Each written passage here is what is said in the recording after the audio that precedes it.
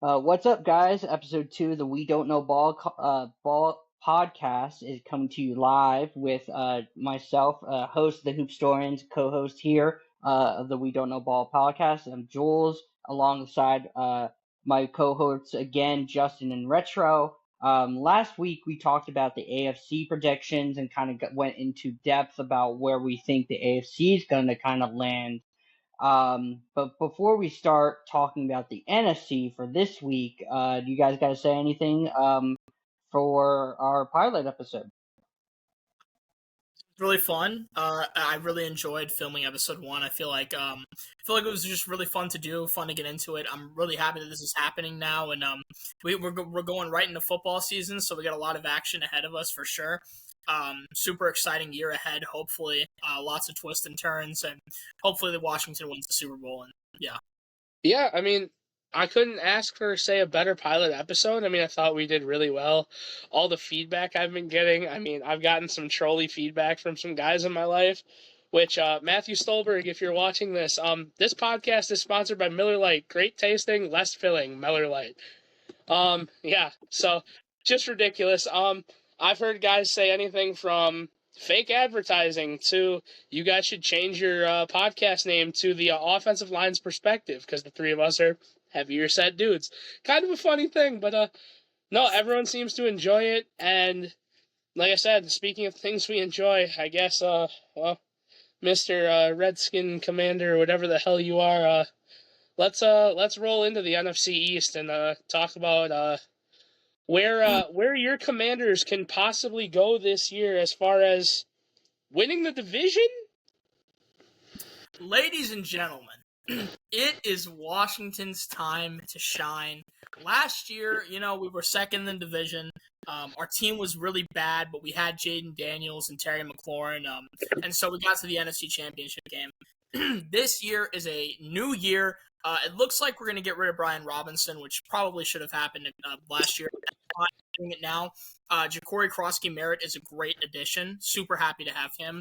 I think he'll fill that speed back role that we desperately needed. We've got Von Miller coming in. Von Miller was a top 11 edge rusher last year in terms of passer rush grade. He was fantastic in the pass rush, and I expect him to come in and immediately be that guy again. We're not talking about Super Bowl MVP Von Miller, obviously, but the advanced metrics speak for themselves. Let's hear, anyway, while we're here, let's hear about the fat Debo Glaze. Get it the fuck out of the way. So, on that topic as well, we got Debo Samuel as Terry's wide receiver cohort, wide receiver 2. Debo looked nice and fast yesterday. The rumor is he's lost around 25 pounds, and you can see it. He looks slim. He looks ready to go. He's quick, agile. Hold on, Retro. My sources are saying that, he'll gain it back by week 4. Okay, anyway, you can continue. Well, now that he's happy and with a real quarterback in Jaden Daniels, it is time for him to shine, and Brock Purdy's not a real quarterback? Well, he's a good quarterback. Brock Purdy's not a real quarterback? Can you imagine? I'm sorry. Can you imagine how good that Niners team would have been if Trey Lance would have never gotten hurt? The same way that the Commanders would have been good if RG3 would have never had a career-ending injury. Oh wait, I'll digress. Anyway, could you imagine how good that Niners team would be if Brock Purdy wasn't the quarterback and Jaden Daniels was instead? Anyways, moving back, he wouldn't fit their system, and they'd be a 3-14 team just like they will be this year. Back to the topic at hand. Listen, no hate to Brock Purdy. He's a good quarterback. He's top 15 for sure. But outside of that, Jaden Daniels in this system is going to, we obviously know him and Cliff are great together. Him and Terry are great. Debo will fit right in. The system is high-powered. It's quick. It's option-heavy. It relies on big plays. And Debo is that kind of guy that can be the gadget guy for options and all sorts of stuff. And Ja'Cory Crosskey-Merritt provides the speed that we need for those triple option plays. So that's big for Washington. I just want to be clear, you're basing this all off of week 2 of a preseason game, correct? Against the Bengals starters, but yes. Against the 33rd ranked defense in the NFL, yes, right? Well, it's intangibles that I'm judging. I'm not saying good. Now it's intangible. So first they were the 33rd ranked defense, but now because they played against your Commanders, they're an elite level defense that made your team look somehow really, really good, right? No, I never said that. Oh, Jacory right. Okay. So what it is you played against scrubs. Your guys looked good against scrubs. So we'll see what happens when they get there. I'm not denying that they won't be a great team. I have them losing 3 games this year, and that's against Detroit and both or against Denver and both Philly games. That's all I have them dropping. I just need you to argue more of your point on why your team looks so good from a preseason game against the backups of the worst defense in the NFL. Because their starters played 2 drives, don't get me wrong. 2 drives. So I don't really care what they did in 2 drives against the 33rd ranked pro defense. They were playing against guys who are fighting for a roster spot, and you're this high on them. That's the only thing I'm getting at. Because there are a lot of things you can judge regardless of the comp of the team. One of those things is intangibles. For example, speed. Jacory Krosky-Merritt demonstrably is very fast and explosive.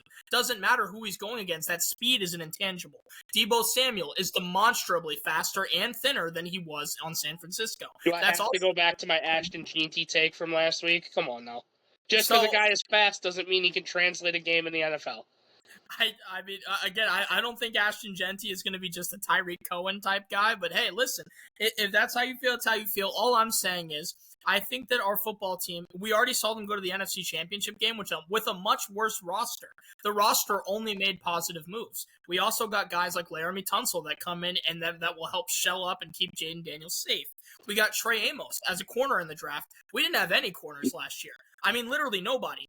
We had hurt Marshawn Lattimore. Mikey Sainristil was basically the star of our corner core. He'll be great as a nickel this year, which is where he's supposed to be. But he was playing cornerback 2 last year, and we had Noah Igbinogene playing as one of our corners, okay?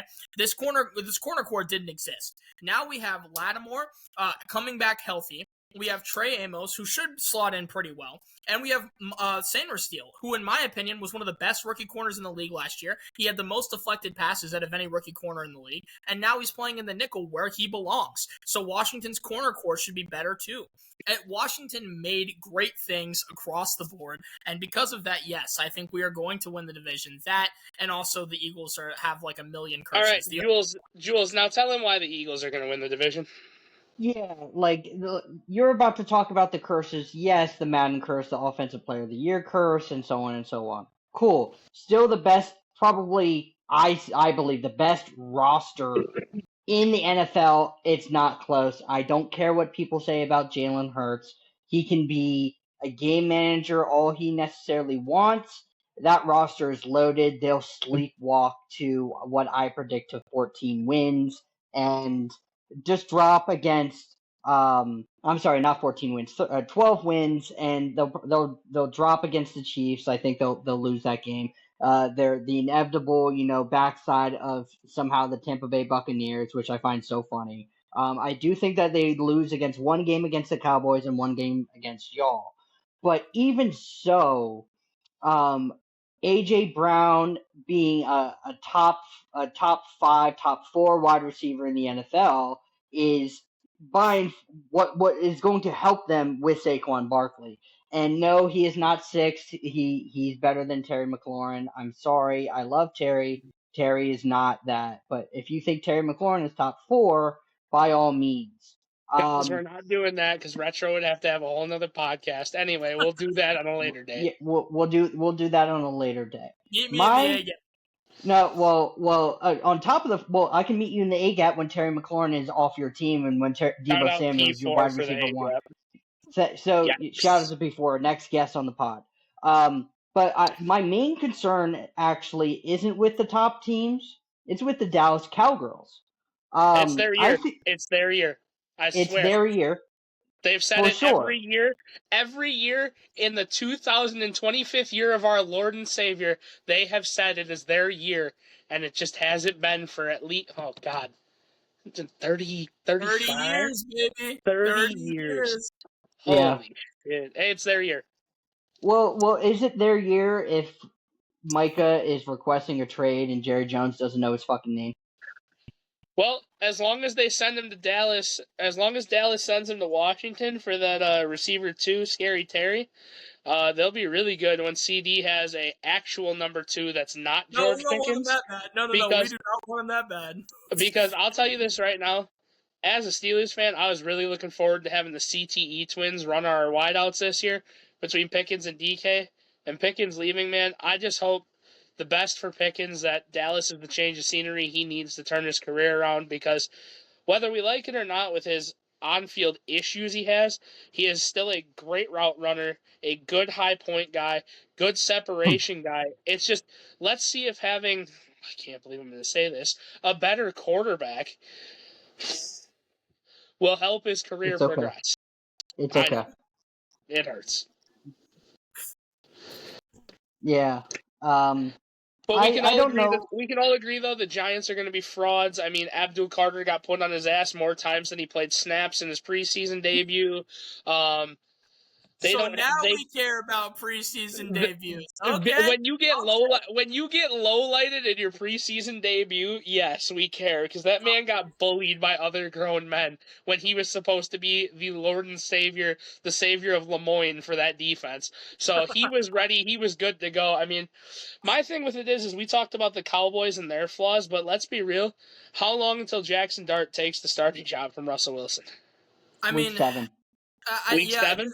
There's a lot of people that think it'll be early. I actually don't think that they'll take it from the whole season. So you're season. thinking week 7 when they play Denver, or week 7 after they lose to Denver? When they lose to Denver. So my guess is it'll be more like 14 or 15. I think they'll give Dart the last couple of weeks of the year, but I just really don't think that they're going to be too in a rush to throw him out there.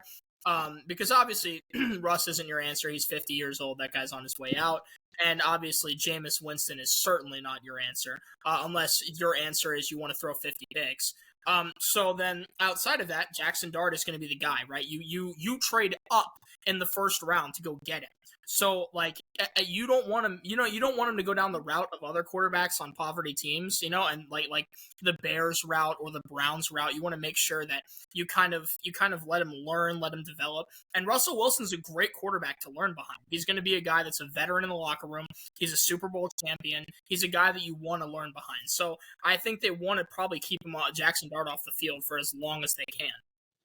Well, I mean, to go from one team with quarterback problems and quarterback turmoil to a division besides one team that's had nothing but quarterback turmoil and trauma, let's move on to the NFC South. I mean, besides Tampa Bay having Baker, Atlanta, they've announced that Penix will be their starter, with Kirk just struggling. New Orleans just Spencer Rattler and Tyler Show, and then Carolina. Oh God, this division. Wow. This division. Yeah. Safe to say Tampa Bay is the lose boys. Like, I don't. Here's my thing. I'm a lot bigger on this division. I have 3 teams in the division this year having winning records. I think that Tampa Bay will have a winning record. I think Atlanta will have a winning record, and I think the Panthers will go 9-8. I'm sorry, what? Yeah. Louder for the people in the back. Carolina will win how many games and will be above 500? I think they will go 9-8. Yes. So if you take a look at Carolina's schedule, it's extremely easy. There's a lot of games there that are pretty pick-me-up. There are some games that are very difficult, so I wouldn't be surprised if they end up going 7-10, 8-9. Like, I'm not saying they will have a winning record, but my guess is that they'll go 9-8. Their ceiling is that. Right, exactly. I think Bryce Young made a lot of huge strides. I think Chuba Hubbard is obviously an excellent running back, great piece. I think Tet is what they're looking for at receiver. I think Tet and Xavier Legette will be a really solid duo, but I think Tet is what they've been needing.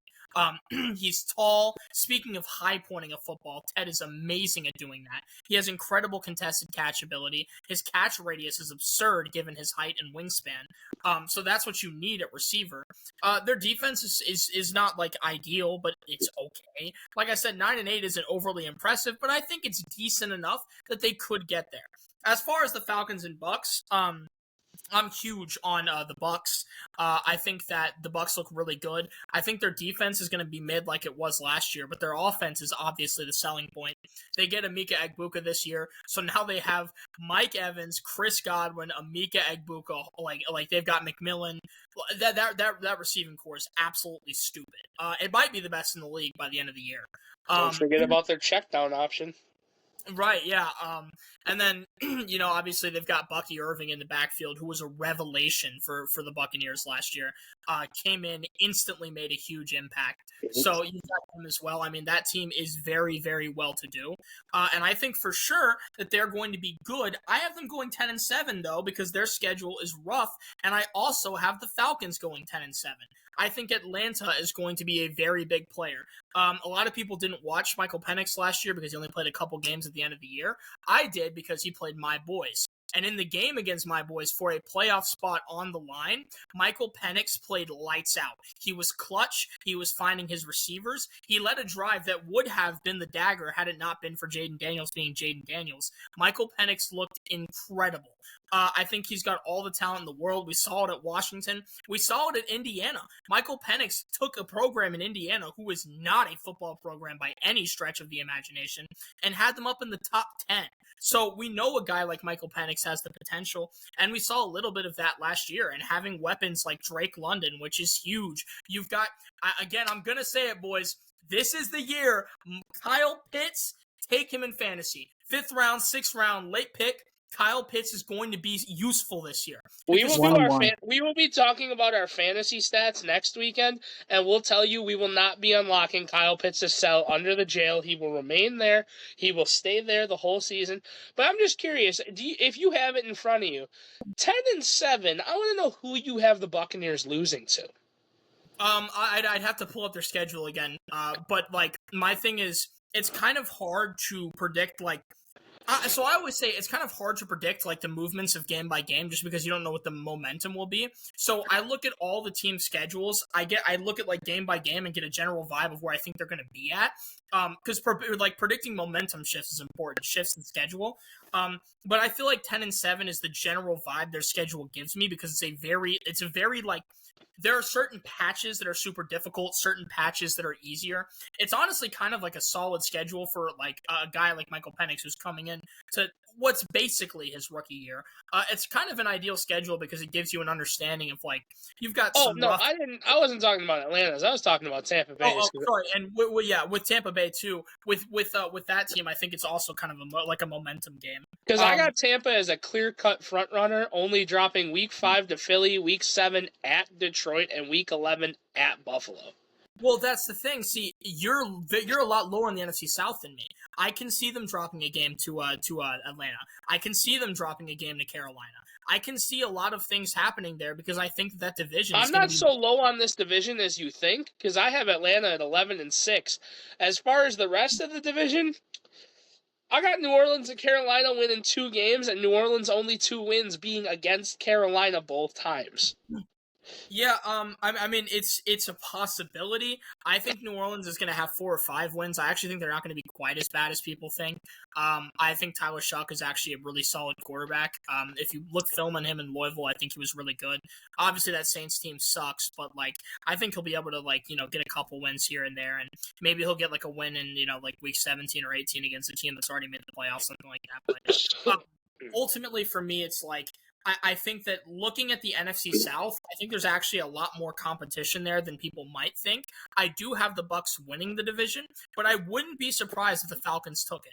That wouldn't surprise me. Now, if the Panthers did, I would be very surprised. I don't think the Panthers are making anywhere near. If the Panthers win more than 5 games, you can color me tickled pig. I'll be lost. I'll be lost in translation. They're not winning 5 games. Listen, if I was a betting man, which I am not because I cannot legally gamble because I'm 20, but if I was a betting man, I would bet money on the Panthers being over 5. Shout out John Mateer, by the way. Yeah. I think to get my quick thoughts about this before we move on, I do I'm a little bit higher on the Panthers than you are, Justin. I had them going 6-11. So you're going to be colored by the end of the year. I think that Bryce Young took some great strides because like he's getting to 1-score games against the Chiefs, the Eagles. He's looking fundamentally like from him being sat and coming back in and taking the helm. I was super impressed with the poise and the young maturity of him. I do think that the Panthers team isn't like great offensively. They do need, I think, a slightly better offensive line so that Chuba can actually like go. I think he's a good running back, but he would be a lot better with a better O-line. And I'm super high on Michael Penix too. I think that Atlanta's biggest downfall is basically the type of what like Drake London. I've never been a real Drake London fan. I don't think he's bad, but I don't think he's great. I think he gets targeted a lot, and he kind of got pointed down a microscope when Kirk Cousins was there.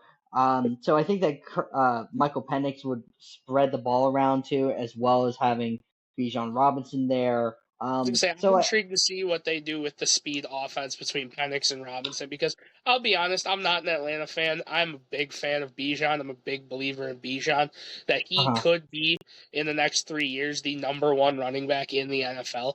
I And wouldn't be mad at that. I would love to see it happen.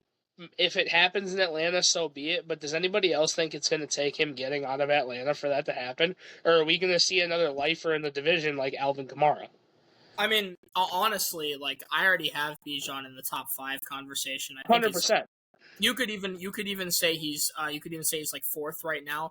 Personally, I would say it's Saquon, Derrick Henry, Jahmyr Gibbs, and then Bijan.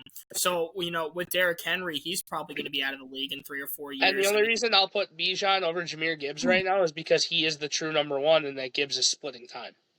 Well, I mean, and I get that. I think personally, like if Ja had all the carries, he probably would have had like 2,000. He would have been unreal. David Montgomery is actually hindering that man's growth, and it's crazy. Yeah, I mean, I even know some people, and I don't agree yet, but I know some people who said today if they had to take a running back, they would take Ja over Saquon because Ja is so young and already has so crazy. Yeah, I mean, that's the thing with football. It's a little different than basketball. We've talked about it plenty of times with if we were starting day one right now, who would we go after? It's like, you got to look at it because he is so young and his upside is so high. Right. So, I mean... Well, and not even just the upside, but what he's already achieved. He's already playing and looking like a top 3 He is back. a very early prime, and he needs to stay in it, yes. Right, exactly. And it's kind of scary because we see a lot with Lions players that hit that very early prime, but then because of the Lions being the Lions, something bad happens, and we see that prime, ended prematurely. So you got to hope that doesn't happen. But as far as Bijan is concerned with the Falcons, I think he'll be fine in Atlanta. I think he'll be able to stay in his prime for quite a while there. It's not like a terrible franchise. I mean, they're not great, but they're not terrible, and they're run by decent management. I think he'll probably be fine. And if Michael Penix is who we think he's going to be, he actually might be able to unlock Bijan a little bit, and allow him that freedom. I mean, that whole situation definitely segued us to go to the NFC North, but I'm curveballing it. I want to go to what I'm going to call the most confusing division in football, the NFC West. Because in history, Jules, you can shake your head all you want because you're a Seahawks fan, but this is the most confusing division in football. A team could be 2-13 and rolling into week 17 after they've had their bye or whatever, and absolutely go out and dog walk a team that's 13-3 going into their last game of the year. This division, no matter what year it is, no matter what the record is, no matter what the rankings are, no matter what it is, trap game or not, this division, when they play each other, you never know who's going to win. Like, this might be the front runner for the division of who's going to win every time. It's so weird.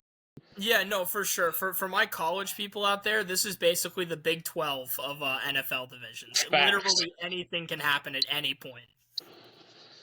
I mean, go ahead. You can spew some Seahawks bias, but we're not going to listen to it. No, well, it's not even. Well, it's not biased because I have us going 9-8. So, like, unlike Mr. Senior Commander over fucking here, I'm most realistic when it comes to my team because the biggest thing when it comes to specifically Seattle is Sam Darnold going to translate from Kevin O'Connell to our offense? Is JSN going to take this? I mean, I think he will, but regardless of what you think, go fuck yourself. JSN, is he going to be a top 15 guy? Is Kenneth Walker going to stay healthy? Is our offensive... No. Well, yes and no. Is our offensive line going to be as it was last year? Probably. It's going to be as bad as Joe Burrow's. I agree. Where my concern is all of these defenses in this division. You got the San Francisco 49ers, Fred Warner. I do think that they take a step back, but I think that defense is pretty solid still with Nick Bosa. I think that the Arizona Cardinals, very underrated defense, got a very young defense with Jonathan Gannon. I think that they'll be legit. I think that Mike McDonald, who I think is one of the best defensive young minds in this league, is going to take the Seahawks to a step forward and probably be a top. I think my ceiling would say top 7 defense. I think that defense is very, very talented. And then the Rams, McVay is McVay, and they'll just, have this offensive scheme. So I do have the Rams winning the division to get the final answer. And I think it's their division to lose, and it's really no question about it. It's more of like, is Seattle going to take that leap and definitively bite at their ankles? Because a lot of people are putting a heavy stock on the 49ers, which to me, I don't understand. We talked about Brock Purdy earlier. Brock Purdy is not a real quarterback. I do not care what anybody thinks. You gave him that much more money to be mediocre for several years. Holy. He sucks. I don't care. He's a system guy. This dude's clip farming, and it's amazing. For the record, I would like to say, firstly, I have Washington regressing, from last year, so I'm not being biased. And secondly, I would never say that Brock Purdy's not a real quarterback. 49ers fans, please kill me. I think Brock Purdy is top 15. Okay, I just don't think he's top 10. If he's top 15, Geno Smith's better than him. You better say Geno Smith's better than him. Without a doubt in my mind. Without a doubt in my mind. Geno Smith's better than him. You talk about clutch factor. Other than the red zone, Geno Smith has been severely underrated. So, even though the Raiders are going to suck, we talked about that last week, Brock Purdy, with plethora of weapons, what you talk about skinny Debo, what was he doing with Debo last year? What was he doing with Debo before that? What about Brandon Ayuk? Oh, what about Christian McCaffrey out of 1 year?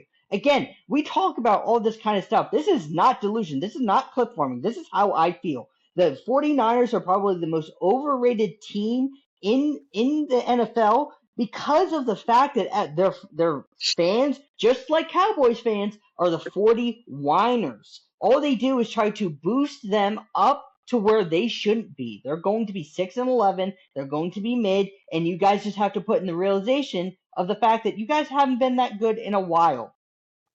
That's all I'm saying. So I'm gonna. Okay. So I have the 49ers going 9-8. I don't think they're going to be great. I think they'll go 9-8, maybe 8-9. I have them finishing third in the division behind the Niners, the Rams and Seahawks. Yep. Basically, where I see the 49ers at, I'm not as far as Jules is, They but suck. the Niners have a lot. They've got Kyle Shanahan, who's an awesome coach. They have Brock Purdy, who's been very solid. Joker. They have Brandon Ayuk, who's also very solid. Can't catch a ball. CMC is coming back from Can't stay healthy. Injury prone.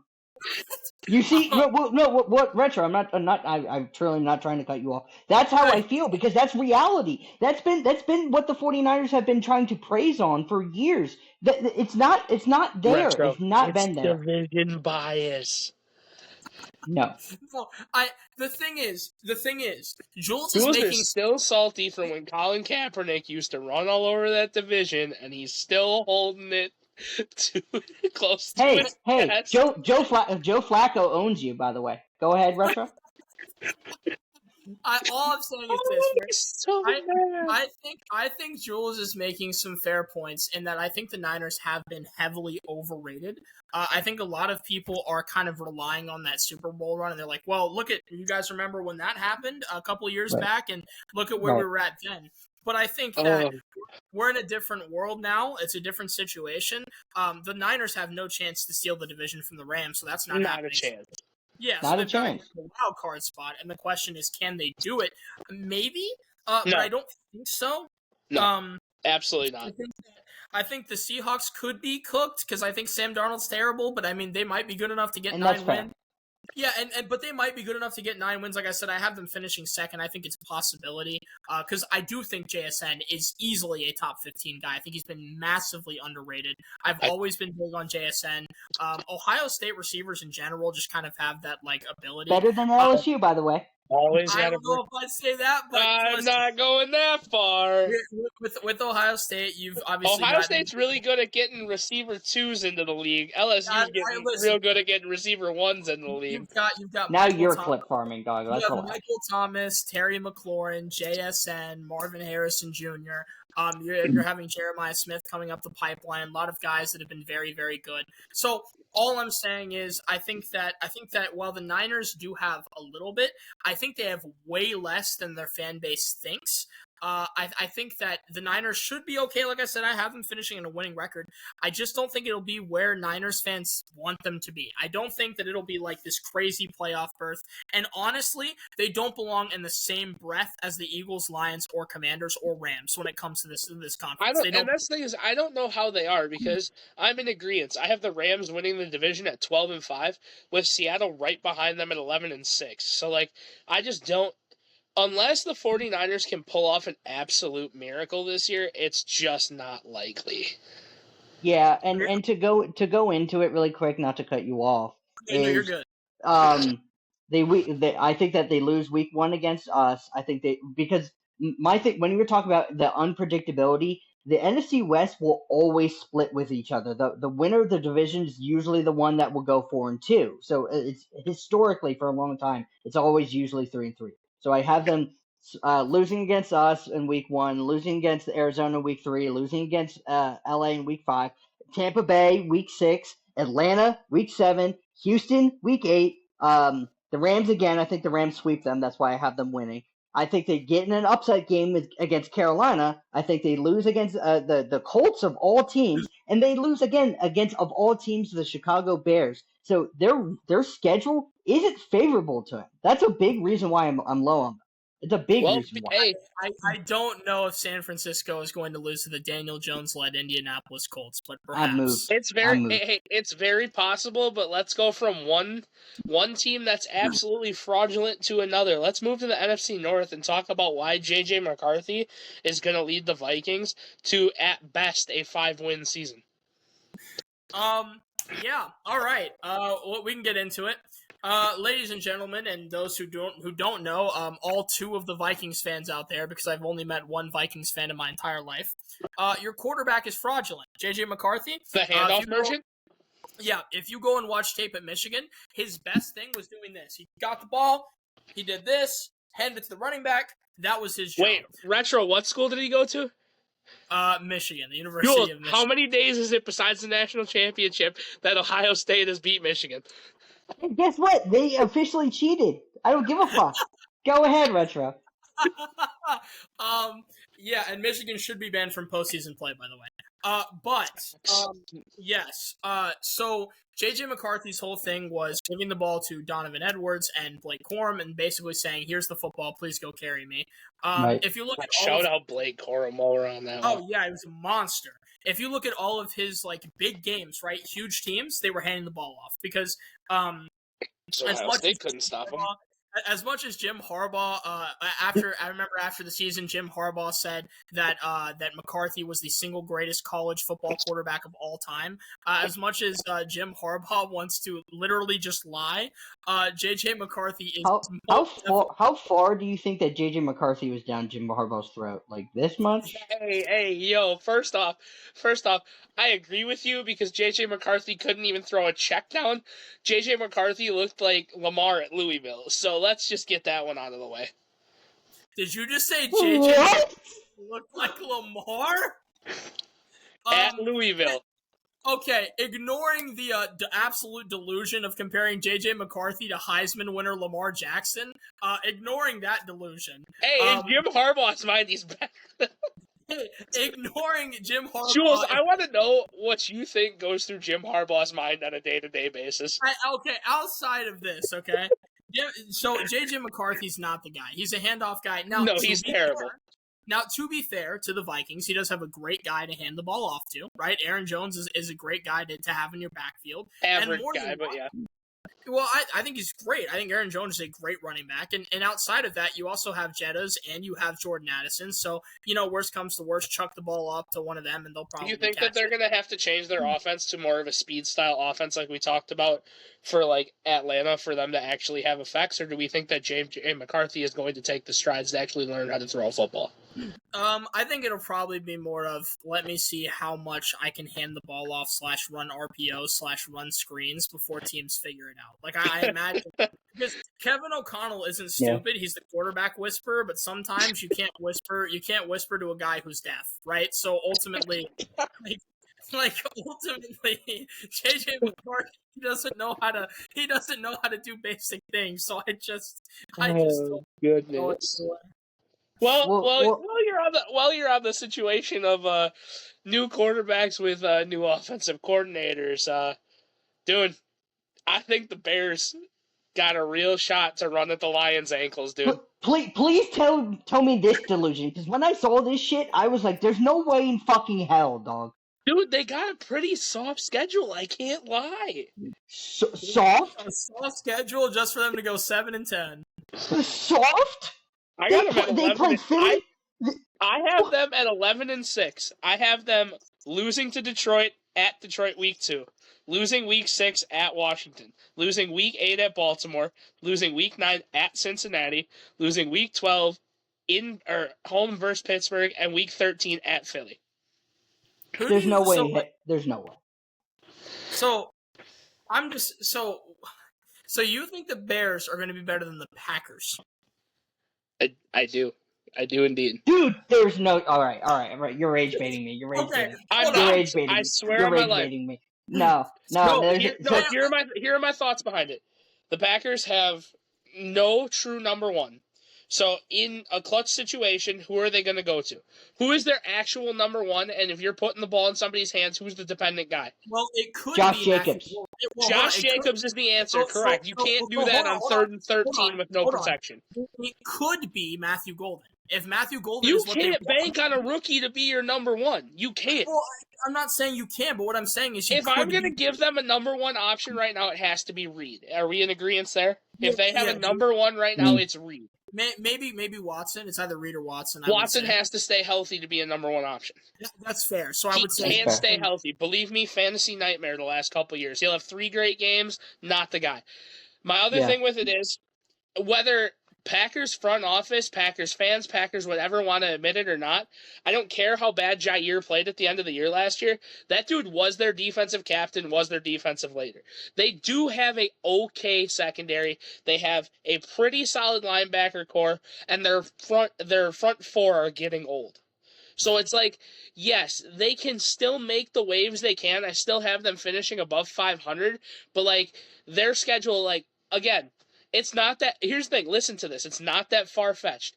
Week 2 versus Washington, loss. Week 6 versus Cincy, loss. Week 8 at Pittsburgh, loss. Week 9 at Philly, loss. Week 12 versus Detroit, loss. Week 16, for some reason, at Chicago late in the season, especially last year was proven, they will lose. Then they go to Baltimore. Then they play Baltimore at home, and then they're at Minnesota. It is not impossible to say that the Packers finish at 500 or just above 500. It's not impossible to say. I don't think that Cincy beats them because they don't have a defense. It's going to be very difficult for them to pull that off. Again, unless they just score 40 every game, which is a possibility. But I mean, I don't know if that's Cincy. Okay, even if you take that one out, them at 10-7, that's the one. That's literally the one that it's iffy with Cincy. I don't think they beat Detroit. I think Detroit probably sweeps. I really don't think that they're going to lose to Detroit or that they're going to beat Detroit. No, I think Detroit beats them for sure. Yeah, but didn't you have them losing to Detroit one of those games? I have Green Bay losing to Detroit week 12. Yeah. Okay, wait, yeah, sorry, I thought you said that you had Green Bay beating them in one of those games. No, I have their losses as the Commanders beat them, Cincy beats them, Pittsburgh beats them, Philly beats them, Detroit beats them, Chicago beats them at home, and then Baltimore, and then Minnesota. I see the Okay. trap game against Minnesota. That's what I see at the end of the year, is a trap game against Minnesota when they need to win to get above that mark, to get to that 10-7 versus a 9-8, and they hit a trap game against Minnesota. I just don't know if it's a trap game when you're playing against JJ McCarthy. Is that Right. like, I don't know. I don't know if that's You like, don't know like, if it's a trap game when you're playing a team that might win 6 games all year? well, no, that would be a trap game ordinarily if they had like a threat that was like really important to worry about. But when JJ McCarthy's your quarterback, it's kind of just like, It Right, doesn't but matter who's throwing the ball if Justin Jefferson is on the other end of it. Let's be honest. well, regardless of how you guys feel, I think that Green Bay could sneakily win the division. Because I think even though Detroit is, I think, one of the best rosters, I do have them having. You have Green Bay winning the division. You Yeah, don't have them yeah, and you have them winning the division. no, because I think it's sneakily because I do think that Detroit, even though they have one of the best rosters in the NFL, I do think that their schedule is unfavorable. So I do think that Detroit is at a point now where wins and losses don't necessarily matter. They just need to go and make the postseason. And I I just do can't think wait that to see Green that Bay defense will do fully that. healthy. I cannot wait to see I Detroit's agree. defense this year fully healthy. I think they are Yeah. going to be a force to be reckoned with. I think they regressed 2 games from last year to drop to a 12-5 record from the 14-3, but I don't see it going any farther down Yeah, than that. I have them going 11-6. there's a piece to this that a lot of people are forgetting. Obviously Aiden Hutchinson is coming back from injury, and Yep. Aiden Hutchinson has been so dominant in scrimmages and training camp that teams have had to make a Hutch rule because he is in the backfield basically every single play. I don't think that Green Bay has the ability to win the division, while Detroit has a fully healthy defense now to go along with their already dynamic. And that's the thing, is they didn't lose any pieces. They just bolstered where they needed to and get him back from injury. It's gonna be. There's no doubt in my mind it's their division to win. I just think that the next best team, not individuals, team, is the Bears. Like, Well, full I think, team. I don't know. I would say there's also like food for thought as well, because this is interesting. Apparently, one of the only teams that have reached out to the Bengals about a possible Trey Hendrickson acquisition is the Lions. Now, if the Lions Nasty. had Hutchinson and Trey Hendrickson, it's over. It's over. They're each getting like 15 sacks. I cannot believe the way that the Lions have drafted and traded pieces away in the last 7 years to make the team they have. They have the right guy at the helm who's willing to die for his players in any situation of the game. Like, I don't care if you're a fan of another team in this division. You almost have to be like, I want to watch the Lions play just to see how it happens. Even if you can't stand them, at this point, they went from a team that had an 0-17 record in the last 20 years to a team that, yeah, you can say they lost to the Commanders because of injuries. You can say it was because the Commanders played better last year. You can say whatever you want, but the fact that they're in that position back-to-back years, you can't help but root for the lovable losers at that point. Absolutely. Ever since MCDC was hired, I was a huge fan of Detroit. I've always want to see a team like that do well. It's been so downtrodden for so long. I remember when he was hired, and there was the whole press conference where he was like, "I'm gonna get at their kneecaps," and I thought that was really funny. Yeah.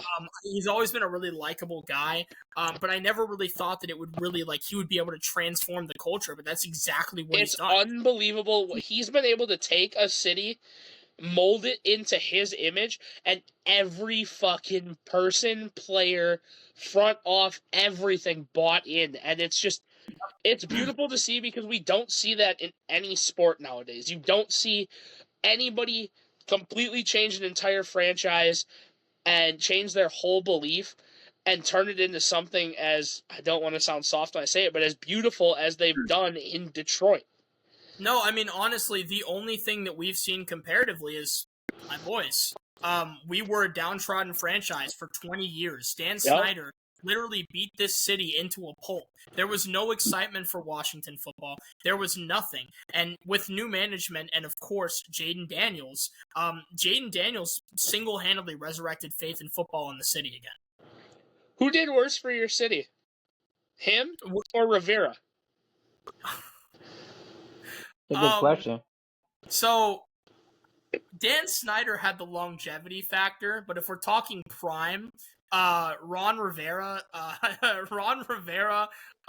remember there was a game where we had to play against the Browns with a playoff spot on the line, and we had Carson Wentz in, and he threw 3 picks in the first half, and we ended up losing the game by 3. By the way, it was a very close game.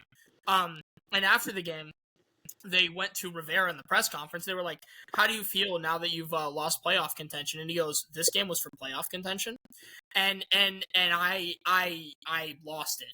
Yeah, so if we're talking about it's crazy. Yeah, if we're talking about prime, Ron Rivera screwed the pooch on that so hard that he might have it. But in terms of the city, Dan Snyder destroyed us for 20 years. That's fair. Well, I think that about covers our divisions, and I do like that we differ on it, and I can't wait to see how our yearly pick'em goes. But let's piggyback off one of these teams right into our topic of discussion. And listen, I know that a lot of the people that watch this on my end are Green Bay fans, and I know that this point might trigger you a little bit, but we're going to talk about ring culture and about what it means and why guys with less rings and better stats than guys with more rings deserve Hall of Fame spots, or vice versa. Like, before I got in here, man, you two were really going at it, and Jules, I don't know how you got into this, but I want to hear it debated, and I want it on record. Can you please tell me how you find that Eli Manning is not a Hall of Famer, or at least first ballot? He's not a first ballot Hall of Famer. He will never be a first ballot Hall of Famer. If you look at the other quarterbacks that are basically who are first ballot Hall of Famers, there's less than 10 in NFL history that I believe that were first ballot Hall of Famers. So he's not even a first ballot Hall of Famer by having 2 rings against everybody's GOAT. But do you believe that he needs to be in the Hall, yes or no? So again, I think there's an argument between should be Hall of Famer and will be a Hall of Famer. Do I think that he should be a Hall of Famer? No. Well, do I think that he will be a Hall of Famer? No. I think that if he is a Hall of Famer, he will be what we talk about, the Hall of Very Good and the Hall of Fame, and he will breach that gap between either being the worst Hall of Famer of all time or the best non-Hall of Famer of all time. And I always have felt like that. Before Retro goes crazy, can you give reasons as to why you believe he shouldn't be in Hall of Fame? So other than the 2 rings that he has, what Retro will try to persuade everybody to think that he's doing this for a franchise that is dormant like the New York Giants. We saw Phil Simms do this with with Lawrence Taylor and that great defense. Phil Simms barely was a Hall of Famer. We talk about people who are affecting the game to more winning culture. And yes, Eli Manning is effectively a franchise guy, but he was never able to move the needle, regardless of what weapons that he had, to make a serious contention for a Hall of Fame case. There's people like Donovan McNabb who are outplaying him in the same division. There's people who are like Tony Romo in the same division that are outplaying him. There's plethora of even Commanders quarterbacks who are outplaying him. But you're just talking about a dormant franchise who's How still many people winning have actually been games. Commanders quarterbacks? Probably like 75 since just 2020 itself. I'm just That's saying crazy. when you talk about I'm just saying I'm just saying that there's been a lot of QBs for you guys, and I know you had to go through that. That's not a slight on you. I'm just saying when we talk about Hall of Fame, we need to have stricter things when we talk about Hall of Fame cases, and not just by like, yeah, you won a Hall of Fame, you won a ring, you're a Hall of Famer. Because when we go look at Joe Namath, sorry Jets fans, that's a when we go by totality, that's a pretty shitty career, dog. Retro, let me lead you in, buddy. All hail the New York Giants. Okay, so here's the problem. Eli Manning being in the Hall of Fame is more obvious than CP3 being better than Kyrie. I don't even know why this is being debated, but I'm down to engage. So here's the problem. I'm glad you brought up Phil Simms. Phil Simms is a great example. Phil Simms was a worse quarterback than Eli Manning was, also had 2 Super Bowl rings with the New York Giants, and got into the Hall of Fame. Eli Manning did that. His 2 rings were against Brady. I don't even need to bring that up. That's not even relevant. Eli Manning is top 11 all-time in passing yards, top 11 all-time in passing touchdowns. Eli Manning had an insanely high peak. Eli Manning had the single greatest playoff run in the history of football, 1,100 yards. Eli Manning brought back a dormant franchise that hadn't been relevant since Phil Simms, and since we're talking about Phil Simms had a defense with the likes of Lawrence Taylor on that team, which was fantastic, and Eli also was able to do it with guys like Michael Strahan, right, who was also great defensive players. So their 2 situations are almost identical, and Phil Simms is in the Hall, and Eli is better than Phil Simms. This should not be a conversation as to whether Eli is in the Hall of Fame. Talking about Joe Namath, that's another guy some people bring up. People say, oh, well, Joe Namath's stats weren't that good. Yeah, I mean, he played in the beginning of the NFL. So, yes, his stats are not going to be great. Johnny Unitas' stats weren't great by that respect. So then you would have to say Johnny U shouldn't be in the Hall of Fame. Ultimately, we're judging by eras. We judge by performance. Eli Manning had insanely high peaks, both in the regular season and in the playoffs. He consistently put up really high number seasons, despite the fact that he played for a franchise which was absolutely garbage and dormant, and continues to be garbage today, now that Eli is gone. And since Eli has been gone, they've been looking for the next Eli, but can't find him anywhere. Eli, like I said, is top 11 in a lot of relevant stats that matter. He has all of the accomplishments to put him in that category. I think the only slight you can say is, well, his record was mid, and again, when you're playing for the Giants, I don't expect much better.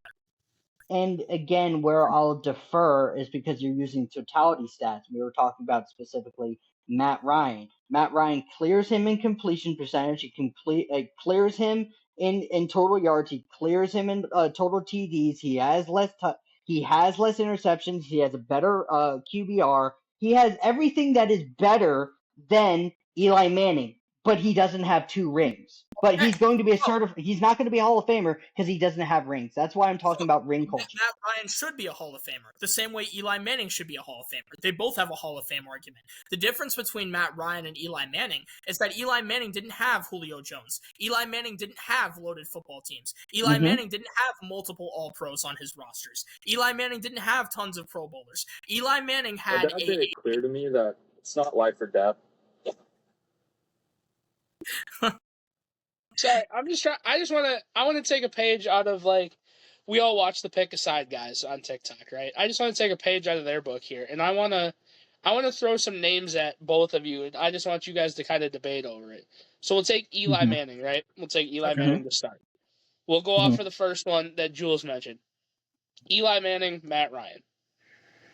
Matt Ryan, and it's not close. I think Eli's better. I think it's very close. Eli Manning or Carson Palmer? Eli Manning.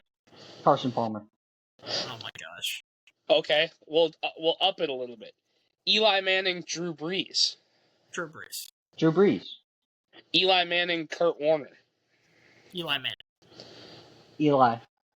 Though I think it's close. I think it's close too. Okay. Eli Manning, Brett Favre. Brett Favre. Brett Favre. But how close is that one? I don't think that's close. I think Brett. Like, this is what I'm saying is, like, you're putting Eli in the category of guys that will be Hall of Famers, and you're saying he's better than some of these guys that'll be Hall of Famers, Jules. So that's why I'm just a little concerned or a little, like, skeptical behind it of why you would be so, like, yes, cool. Eli Manning's entire career, it doesn't matter what the hell he did in his entire career. Eli Manning is going to be known for one thing and one thing only, and that's being the Brady Slayer. Which, yes, I can understand that you're going to get defensive about the whole Eli thing, and you're going to say, oh, well, he doesn't belong to this, and this because of that. I get it, don't get me wrong, but it's one of those things where... It made it clear to me that... I just not have an ad play while I'm looking up Eli stats. That'd be great. It doesn't equate to me that you would say that he's better than so-and-so Hall of Famers, but then say he can't make it. I mean, 4-time Pro Bowl, 2-time Super Bowl champion, 2-time Super Bowl MVP. So he's 2 for 2 on it, yes. I mean, stats across the board, Retro's brought it up. I mean, he played 236 games, QB record of dead dick down the middle, probably the most Mike Tomlin guy of all time, 117 and Right. 117. Right.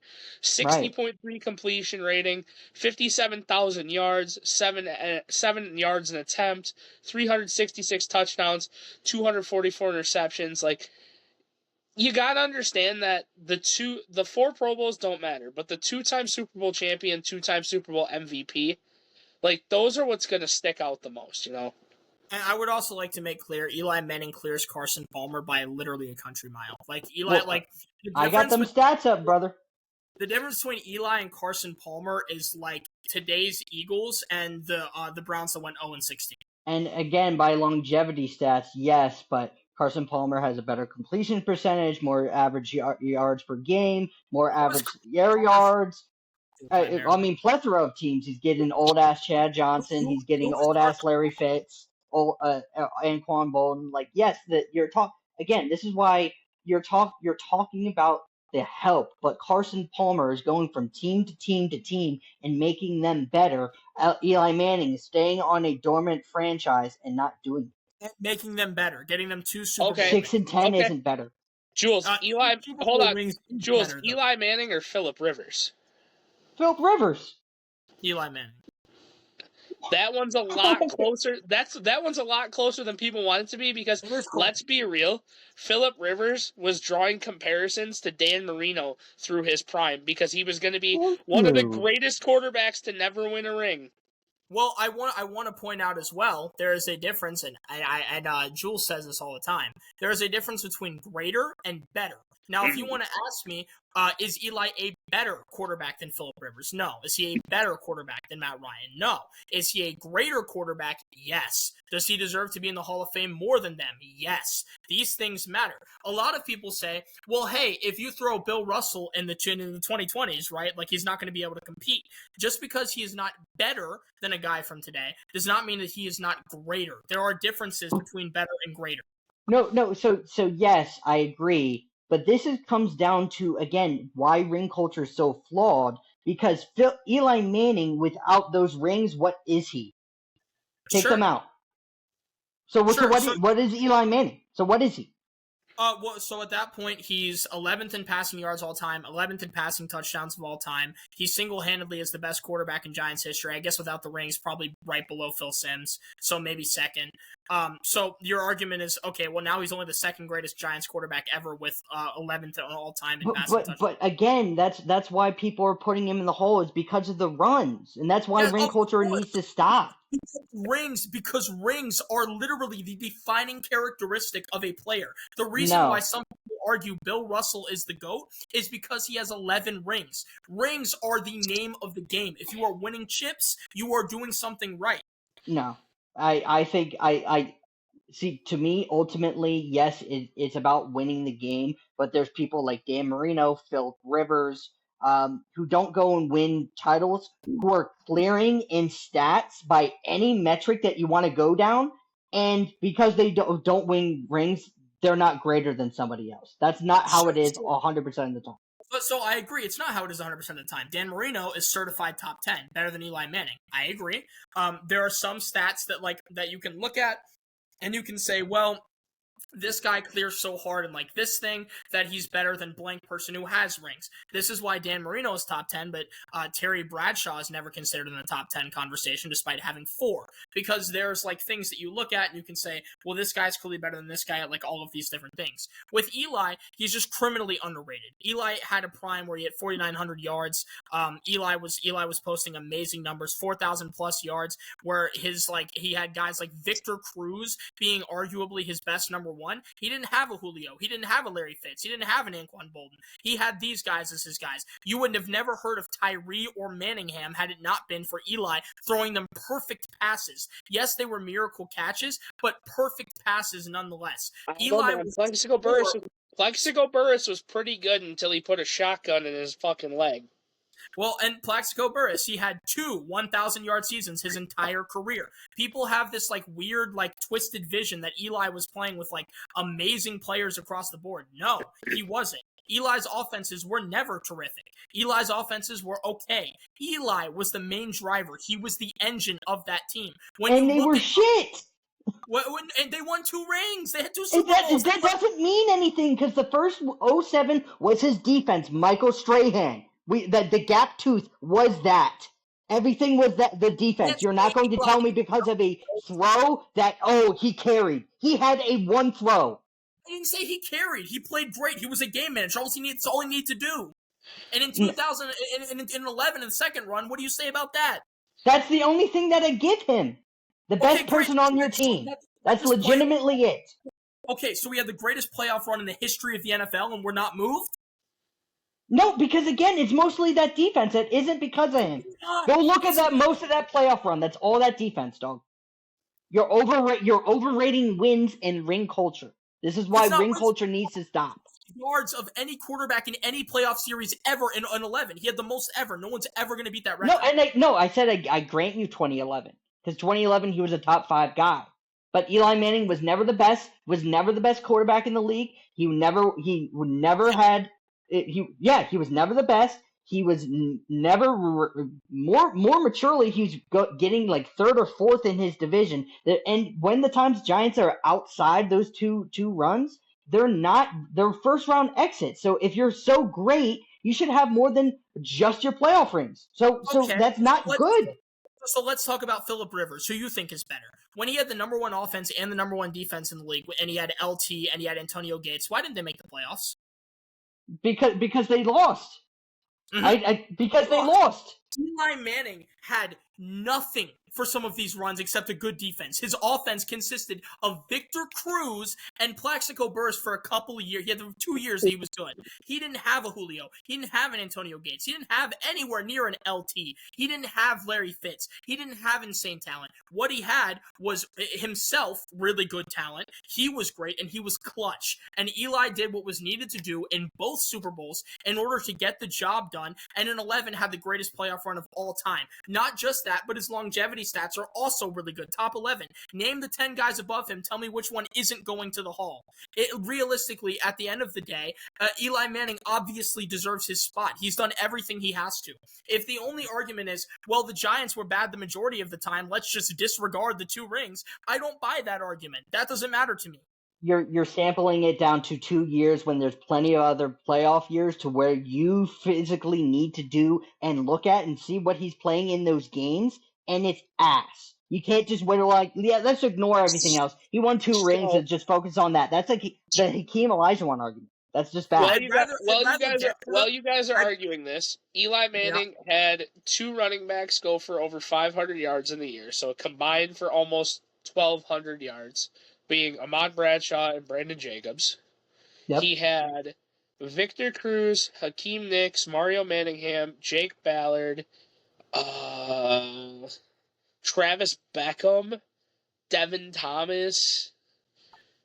There's not a lot of help here. Defense, their defense was good. Antron Roll, Michael Boley, JPP, who everyone seems to forget about since he lost his fingers. For sure. Michael Strahan, that was a great defense. I was going to say JPP, Michael Strahan, Justin Tuck. Actually, they didn't have Strahan at the time. This was Tuck and O.C. Uminora. And then they had Prince Amukamura in the secondary. Yep. They were a good defense, don't get me wrong, but, his stats in the Super Bowl weren't great. Yes, he had in the second Super Bowl, he had a 75% completion percentage with a 30 That's when he balled out. Yep. He threw one. Yeah, but can you say he balled out because he threw 1 touchdown? It's game manager. He's 2 Super Bowls, 3 touchdowns. I wouldn't really say balled out, per se. There's a saying in football history, and the saying is that there has never been a quarterback that has lucked into 2 rings. It's impossible. You can luck into 1 and be a bad quarterback, but there's no quarterback that's ever lucked into 2. The reason is because it is very, very, very difficult to get 2 Super Bowl rings. Also, they did finish the season 9-7 to win the division, so it wasn't exactly a super great run. Right, exactly. But the fact that Eli was winning games, and then as a quote-unquote, like you said, Jules, 9-7 in a mediocre situation, to be able to run through the playoffs and then beat the GOAT in the GOAT's game twice is and by the way, pretty relevant to me. We're not just talking about any GOAT. We're talking about what would have been the greatest team of all time, the undefeated New England juggernaut Patriots, led by Tom Brady and Randy Moss. We're talking about a team that was led by Bill Belichick, one of the greatest defensive schemers in the history of football. And you know what Eli Manning said? He said, good, I can't wait to do it again. He said, fuck it, That's we what ball. Eli Manning said. Fuck it, we ball. You have to understand, it is so difficult. There's a reason why Marino doesn't have a ring. There's a reason why Rivers doesn't have a ring. There's a reason why Breeze only has one. Aaron Rodgers only has one. Brett Favre only has one. It is extremely difficult to get 2 Super Bowl rings. It is extremely hard to do. Much less to get 2 against the GOAT. Much less for one of them to be against an undefeated team coming into the game. And it's not just that. His longevity stats are there too. The only arguments against Eli are like, well, he's had some bad playoff series. I'd rather get to the playoffs and then lose than not to be in the playoffs at all. That would be my preferred option. Eli was able to take a dormant Giants team. I'm going to take the stance against that. Being a Steelers fan, I'd rather just not make the playoffs and get a better draft pick 1 year.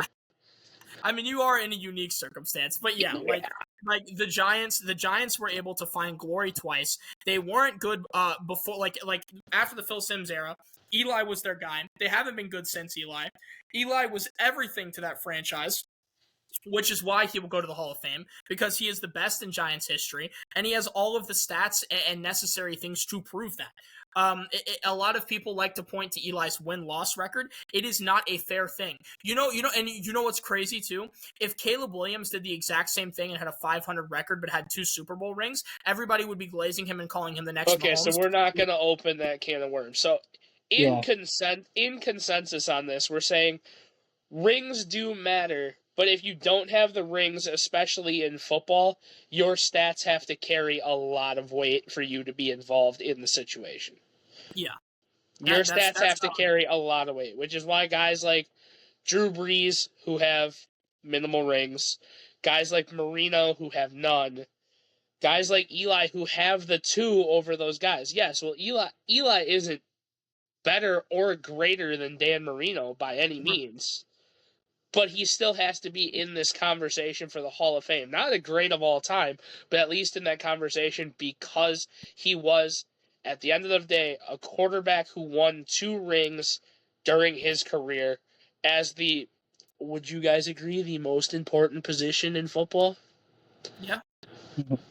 So and I won't even to be clear about Eli, I don't even know if he's top 15 or top 20 quarterbacks all time. What I don't think he is, but again, it's like, Jules, it's the world we live in now. If you won the big dance, you're probably a Hall of Famer. Especially if you played a marquee position, you're gonna be a Hall of Famer. It's just the way it works. I would kind of amend that, and I would say if you win the big dance twice, you're probably going to be a Hall of Famer. Because you will not, especially because you're a marquee position. A quarterback, a running back, a receiver 1 or 2, a tight end 1, like somebody who was an impactful player on defense if you were leading the team in stats for a year. Like, guys like that, if you have like a good season or a great season and your team makes a generational run, odds are that's the way it's going to line up. It's the way the world works now. Do we have to like it? No, but it's the world we live in. Yeah, I mean, I basically agree. I think just that, like, I feel like we shouldn't.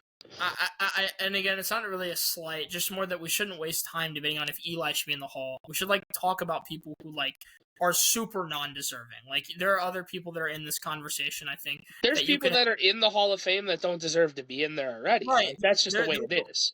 Right, there's a lot of people. Again, so a lot of people I consider the line for Hall of Fame to be George Blanda. George Blanda got into the Hall of Fame. George Blanda was mid at best, but he played for 26 seasons, so because of that, the NFL put him in the Hall of Fame. He's in there because of an Iron Man streak. That's why. Right, exactly. And so, realistically, for me, I look at Eli and I say, give me a break.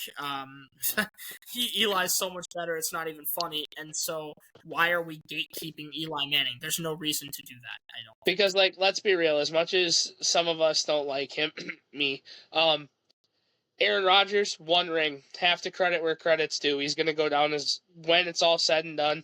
There's people that argue him into the top 3. I disagree. There's people that argue him into the top 5. I'll disagree. He's a top 10 quarterback all time. Is he more toward the bottom of that top 10? Absolutely. But you have to recognize greatness when you see it. Like, it's hard to want to give Aaron Rodgers the flowers now, like, if you're outside of my area, because we're seeing such a phenomenal generation of quarterback right now. Like, when we were seeing, like, the Brady, the Manning, like, that generation, we were like, oh shit, we're never gonna see something like this again. Now we're sitting here with Patrick Mahomes, who has argued himself into top 3, top 4 talks all time. We're sitting here with guys that are unproven that need to show it, that could get into that top 10 conversation, and your Josh Allens, your Joe Burrows, these guys that, if they can keep progressing and keep getting better, these guys are going to start moving some of these Hall of Famers down this list. If they can keep progressing through year by year, we're seeing guys who are younger, who are making names for themselves. You have a great example of it. If JD5 can continue going at his pace, I'm not saying he's anywhere near the top 10, top 20, top 50 at this point, but he's going to start making a name for himself climbing the ranks. It's all just depends on what he can do to stay strong and how he can build off of season by season. Yeah, I think that I will say, as far as like the past generation goes, I don't know if we will ever see anything like that again, just because of quantity. Peyton Manning, Big Ben, Eli, Tom, Matt, Phillip. I mean, the list literally on and on. Drew, like, the list goes on and on and on. We had 32 teams with a valid QB1 at one point. Like, if you take that generation and put it into today's, like, for example, Daniel Jones is a starting quarterback in the NFL right now. Give me a break, like in the last generation. But I think that there are definitely guys today that are moving these people down the list. I think ultimately, I don't like to disrespect any quarterbacks. I think Matt Ryan deserves to be in the Hall of Fame just as much as Eli does, but I think both of them are Hall of Fame locks. And I think that while I don't think that either of them are first ballot, I agree with that, especially given who's probably on the ballots. I think they both need to be there. Yeah. I completely agree. I mean, we spent a lot of that ring culture debating Eli, but I'm okay with it because Eli seems to be like, he's a really good talking point for it. Like I said, he's got a average to above average career, highlighted by beating a perfect Patriots team, winning 2 Super Bowls against Tom Brady. Like, he's a good one to highlight because, like you said, Jules, he's a Hall of Very Good that will probably get bumped into the Hall of Fame. Like, it's just one of those, like, he's going to get there because of accolades, because of things he did, like, in games. It doesn't have to be by stats, but it's just because of the way that the quote-unquote ring culture and the way that the Hall of Fame voting works nowadays. He will be in the Hall of Fame. First ballot, absolutely not. But he will be in the Hall of Fame at some point. I don't know. Hall of Very Good, Hall of Could, Hall of Should, Eli Manning in 5. Yeah, all right. Calm down, Shannon. It's not that serious. Make sure you turn your Instagram off before you make lovely time. Anyway. All right. Anyways, that's the end of the show. No, it's not. Thank you again. Oh, yeah, I forgot the history fact of the day. History, I totally forgot. Please tell us about the history fact of the day. History fact of the day. So, I'm not gonna lie, guys, we are in a interesting drought couple weeks for finding stats, but we can all agree that the Olympics do, in the summer when they happen, take over a lot of things. So, like, our Olympic stat from today, you don't have to deep dive too far into the past. It is almost 10 years at this point, which is crazy. But August 18th, as of now when we're recording this, 2016, Usain Bolt wins his 3rd in a row in the 200 in the gold medal for Jamaica, and he set his world record time back in 2016. So, shout out to probably one of the top 3 GOATs in the Summer Olympics, we could probably say. I mean, dude was an absolute beast in his prime. I mean, I'm trying to think, like, probably. I mean, when you saw Summer Olympics and you saw sprinting, I mean, you thought of Jamaica. You thought of, hey, what can they do? What can this guy do? I mean, this dude was a land animal the way Michael Phelps was in the pool. So, like, we just wanted to see what he could do and how he could do it. Yeah, I mean, if Michael Phelps was a shark, then Usain Bolt was a cheetah. Because Exactly. that man can move. I concur. I think that he is one of the goods when it comes to running, sprinting events. You can't talk about running without Usain Bolt as one of the modern guys for track and field. So again, shout out to The him. man sets the standard. I mean, For sure. Yeah, Yeah, I would agree. I think Olympics athletes often don't get enough credit. I agree. Obviously, they're a yearly thing. You're like every 4 years, so you don't really think about them much. But especially when you have guys like Phelps who have over 20 gold medals, absolutely dominant. In my opinion, I think Phelps is the greatest athlete of all time because of his ability to absolutely dominate the sport. You think Michael Phelps is the GOAT of all GOATs, eh? Yes. Boy, are we going to be in for a debate one day about that, because I'm going to have to raise you a Wayne Gretzky, dude. I'm sorry. I was going to say, so my top two is him and Wayne Gretzky. It's a very close race, but I mean, like I said, dude, my amazing stat was until Ovi broke the record, you could take away all of Wayne's goals and he was still the point leader in the NHL. That's phenomenal. You could take Wayne, all... Yeah.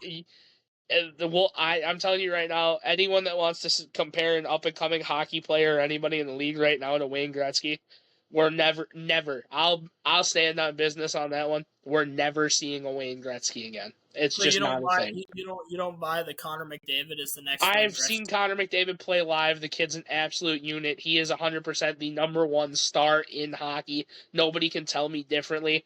He's in a very unique circumstance to where his second best player on his team is also a center that they've had to convert to play on his line in the playoffs when they need to. Edmonton just can't get over the hump. For Connor McDavid to actually break out and be an epitome player like that, he's going to have to do what Wayne did and make a move.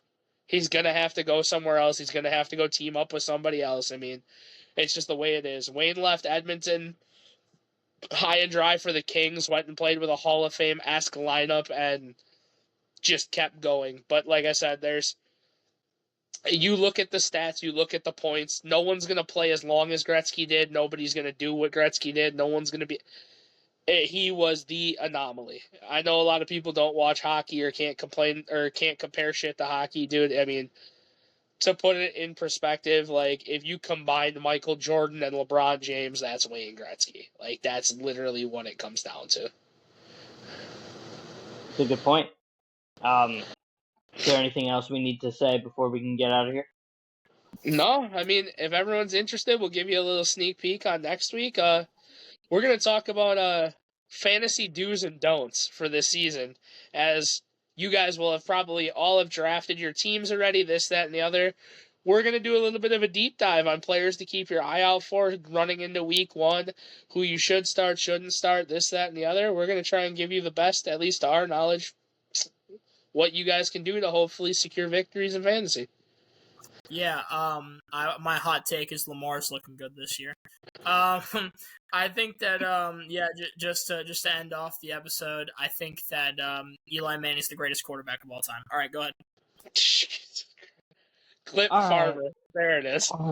With that, guys, let us know if we don't know ball. Again, this is Jules, Justin, Retro. Have a good one, y'all. I'll see you.